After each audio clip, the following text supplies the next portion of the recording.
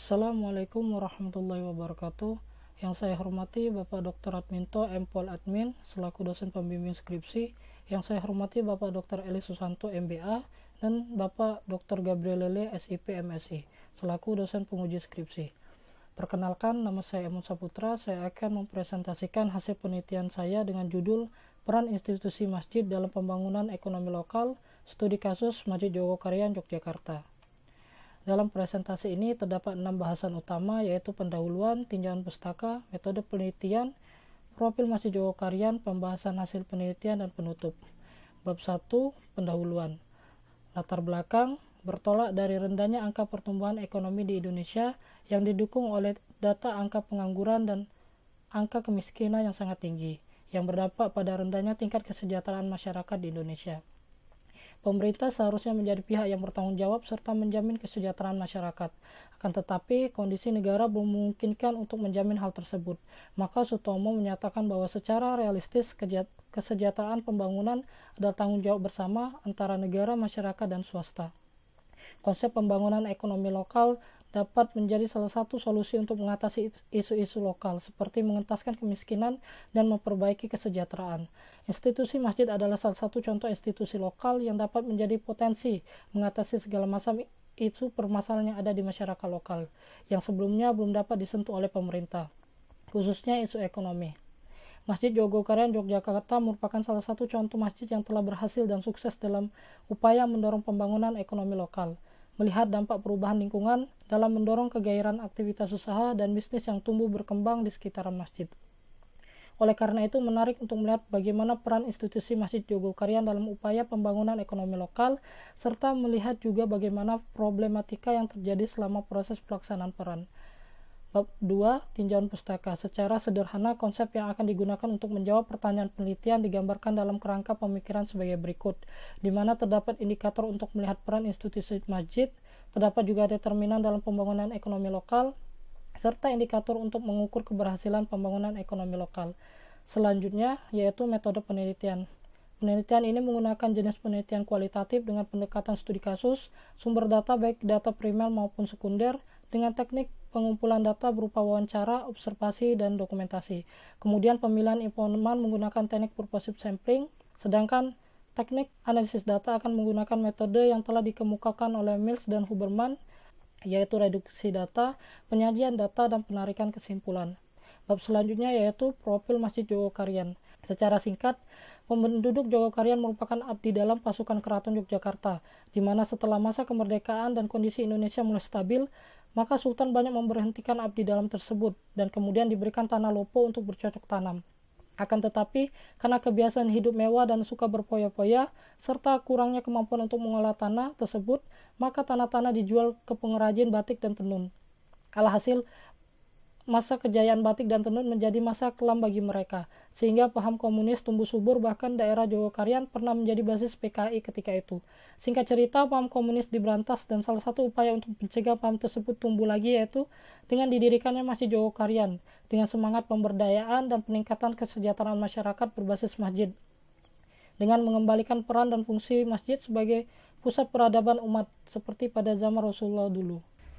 Selanjutnya, pembahasan hasil penelitian. Kehadiran Masjid Jogokaryan baik secara langsung maupun tidak langsung telah memberikan dampak bagi pembangunan ekonomi lokal. Setidaknya terdapat beberapa dampak. Pertama, perluasan kesempatan kerja dan usaha. Sebagai bentuk pemberdayaan, Masjid Jogokaryan melibatkan masyarakat sebagai staf kebersihan dan keamanan, kemudian sebagai pengelola penyediaan konsumsi untuk kegiatan sholat Jumat dan Ramadan dan lain-lain, serta memotivasi masyarakat sekitar untuk membuka usaha. Kedua, yaitu peningkatan pendapatan seperti gaji staf kebersihan dan keamanan di atas UMR Kota Yogyakarta sebesar 2 juta, dan terjadi peningkatan pendapatan bagi masyarakat lokal yang memiliki usaha di sekitar masjid. Ketiga, yaitu keberdayaan usaha mikro, produksi, dan pemasaran, seperti adanya katalog konsumsi berupa list warga yang memiliki usaha kuliner, kemudian adanya kegiatan kampung Ramadan dan pasar sore, menjadikan peci batik produksi hasil jamaah menjadi ikon Masjid Jogokaryan, serta menyediakan ruangan khusus outlet souvenir untuk menjual produksi jamaah. Dan yang keempat, yaitu kemitraan dengan pihak swasta, seperti adanya kerjasama dengan Astra berupa pelatihan servis, kemudian BNI Syariah dalam program Jogokaryan Lantai 2, dan sebagainya. Dalam prosesnya, berdasarkan hasil penelitian, terdapat beberapa faktor yang mempengaruhi keberhasilan Masjid Jogokarian, seperti letak masjid yang strategis berada di tengah-tengah kota Yogyakarta, berada di pinggir jalan dan di tengah-tengah kampung, sehingga mudah untuk diakses. Kemudian pengaruh kualitas sumber daya manusia yang ada di kampung Jogokarian. Masjid Jogokarian tidak hanya kuat secara struktur keorganisasian, tetapi juga keanggotaannya, yang memiliki keloyalan dan kekompakan yang tinggi. Akan tetapi, Masjid Jogokarian tidak dapat bekerja sendiri. Diperlukan komitmen bersama di antara pihak terkait.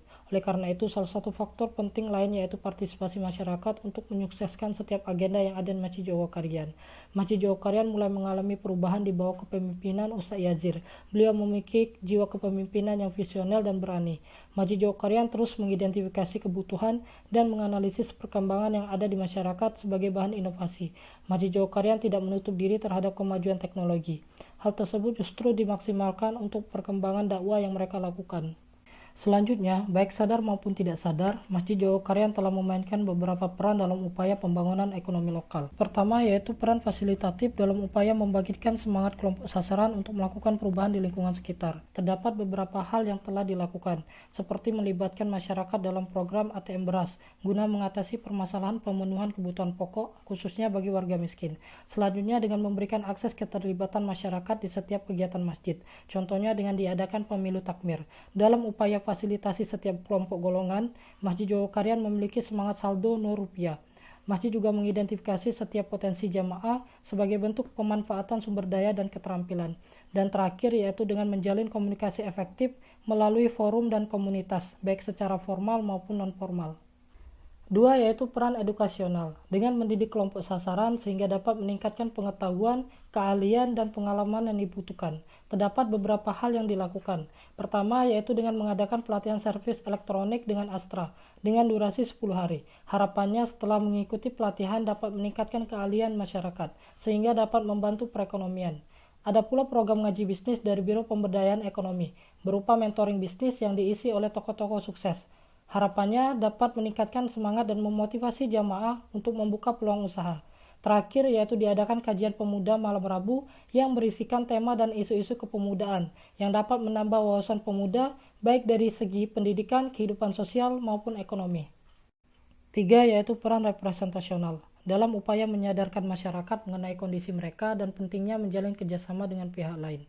Setelah pemilu takmir dilaksanakan, maka akan diadakan raker untuk menentukan dan menyusun kebutuhan setiap golongan. Masjid Jogokarian juga memanfaatkan media, baik media sosial, cetak maupun elektronik, dalam upaya optimalisasi dakwah yang mereka lakukan. Selanjutnya, dalam upaya mengembangkan jaringan, Masjid Jogokarian tidak hanya menguatkan struktur keorganisasiannya saja, melainkan juga melakukan penguatan posisi strategis lain, seperti ketua RT RW yang diharapkan dari jamaah masjid. Dan yang terakhir yaitu adanya berbagi pengetahuan dan pengalaman. Masjid menjadi tempat berbagi ilmu, baik dari teman sebaya maupun dari tokoh-tokoh sukses yang merupakan jamaah masjid. Keempat, yaitu peran teknis, dalam upaya meningkatkan keterampilan melalui pemberdayaan masyarakat. Terdapat beberapa hal, yaitu mengumpulkan dan menganalisis data melalui program peta dakwah yang dilakukan setiap 10 tahun sekali, guna melihat potensi dan kebutuhan masyarakat. Untuk mendukung peningkatan keterampilan penggunaan komputer, Masjid Jogokarian memiliki biro khusus yaitu Biro Media dan Dokumentasi. Selanjutnya, untuk meningkatkan kemampuan presentasi tertulis, yaitu dengan mendorong para remaja untuk membuat artikel online maupun buletin. Sebagai bentuk peningkatan kemampuan verbal masyarakat, yaitu dengan melibatkan masyarakat sebagai pembicara dalam program pelatihan manajemen masjid bagi takmir luar. Terakhir, yaitu peningkatan kemampuan untuk mengontrol keuangan melalui program gerakan jamaah mandiri. Selanjutnya, transparansi keuangan sangat penting untuk menjaga kepercayaan jamaah. Masjid mengklasifikasikan 5 sumber dana yang diperoleh.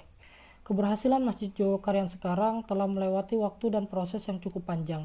Dalam perjalanannya, Masjid Jogokarian pernah mengalami problematika baik resistensi secara eksternal berupa penolakan dari masyarakat, seperti pernah diadakannya pewayangan dengan judul Matine Gusti Allah. Selain itu, ada hal yang lebih ekstrim seperti melepaskan anjing, melempari batu untuk menghalangi jamaah sholat ke masjid, dan yang lebih parahnya yaitu dibuatkannya lubang 2x1 atau lubang kuburan untuk pengurus masjid. Terdapat juga gap pemuda kampung dan pemuda masjid, sehingga sering terjadi bentrokan di antara dua kelompok tersebut. Selain itu, Masjid Jogokarian juga pernah mengalami perselisihan secara internal di antara pengurus. khususnya ketika adanya keinginan untuk menghidupkan masjid selama 24 jam, serta menginisiasi untuk mengganti segala macam kehilangan dengan kuantitas dan kualitas yang sama. Terdapat beberapa strategi efektif yang dilakukan oleh Masjid Jogokarian untuk mengatasi permasalahan tersebut. Pertama yaitu dengan melakukan kaderisasi. Karena mayoritas orang tua, dewasa maupun remaja sudah terpapar paham komunis, maka strategi yang paling efektif yaitu dengan melakukan kaderisasi kepada anak-anak. Alasannya karena anak-anak masih mudah dipengaruhi. Anak-anak inilah yang akan menjadi generasi penerus di masa yang akan datang.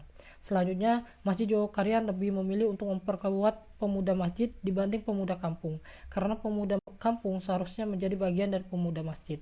Strategi lain yaitu dengan memberi nama Masjid Jogokarian sesuai dengan nama kampung Jogokarian. Selain untuk mencontoh Rasulullah, hal tersebut dapat membangun keterikatan dan rasa memiliki akan masjid di antara semua masyarakat Jogokarian.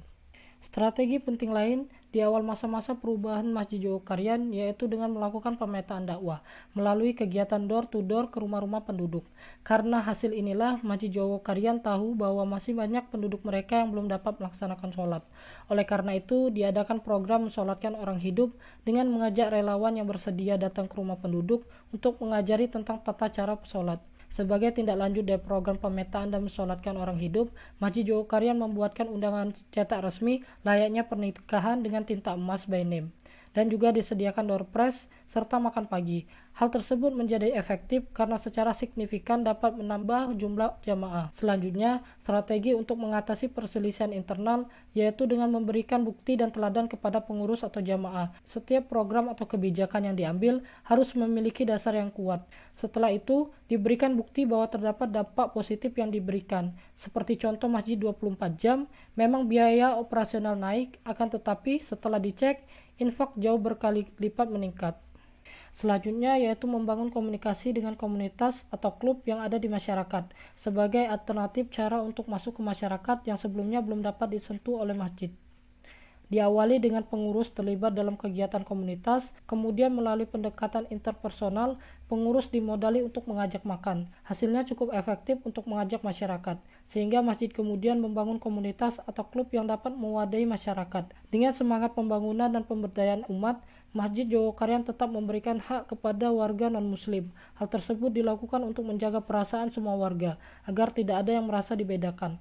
Dan terakhir yaitu dengan strategi penyusunan program berdasarkan kebutuhan masyarakat, guna memperkecil penolakan dan memperbesar dukungan. Terakhir yaitu penutup.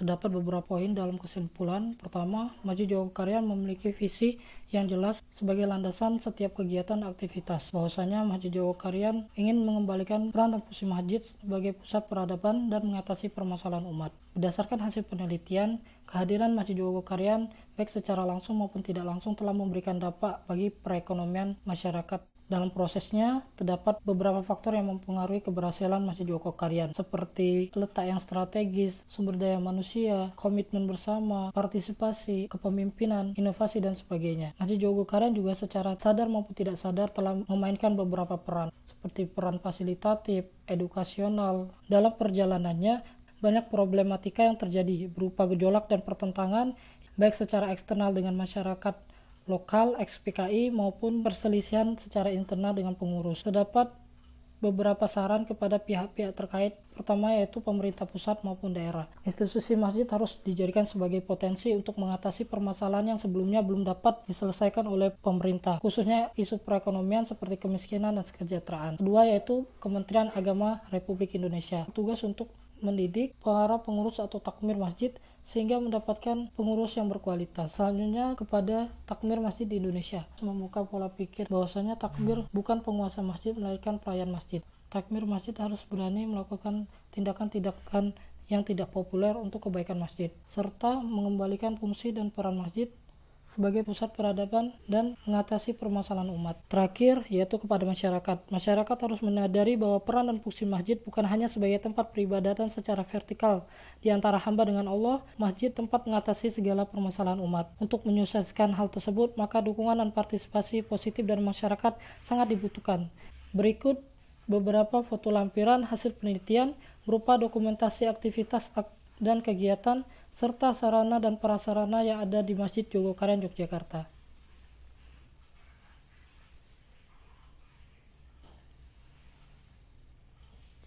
Sekian presentasi dari saya. Terima kasih atas perhatiannya. Wassalamualaikum warahmatullahi wabarakatuh.